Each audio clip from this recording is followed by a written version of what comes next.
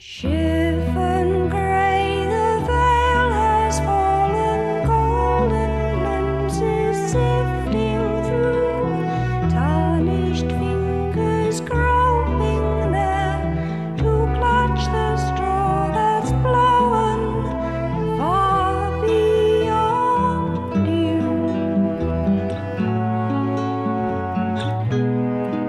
You won't know.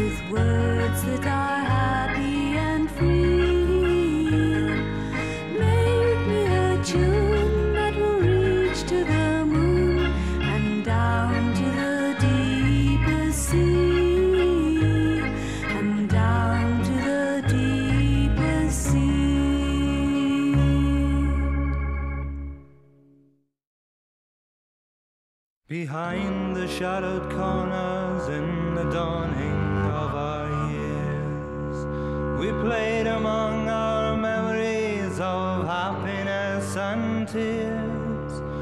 We walked along the seafront, two children hand in hand. And if you believed in magic, then you lived in a magic land. From lemonade and seaweed and driftwood floating by, we built sandcastle empires that reached up to the sky, and left our bankrupt footprints to be taken by the tide, and laughed inside our innocence as the world passed by outside. We gazed along the coastline from the top of Bluebell Hill. The buttercups and dandelions were pulled against their will. The trembling woods behind us held their dark secrets too, where nettles sting and the butterflies wing on the banks of wildflower blue.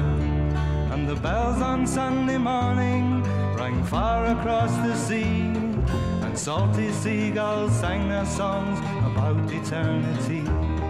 And the ocean muttered something no man could understand, for he who solves a paraphrase powers at his command. In a corner of the garden where the rhododendrons grew, there lived a Captain Shannon whom everybody knew. His life he'd spent on sailing ships from the Azores down to the Horn. He danced the rhythm of the waves since the day that he was born. He used to take us on his knee and smoke his pipe of clay, and speak of storms and hurricanes and San Francisco Bay. He spoke of wars and earthquakes that had torn the world apart. Our little children laughed and died with each beat of your heart. One day a wounded seabird came to rest upon the land. His wings had ceased to function and were dry with oil and sand. Our gentle dog had sensed him as the wind blew from the south, and fetched a lump of lifelessness home safely in his mouth. In the stroke of every hour the oily bird was bathed, for Captain Shannon saw the bird and knew he could be saved. In a few days he became quite well and quickly learned to fly, flew off towards the sunset and left us wondering why. And we prayed there every morning, my tiny friend and I, looking out across the ocean beneath the clear blue sky, where the telescopic islands are half hidden in the mist. They broke the dim horizon where the sea and heaven kiss.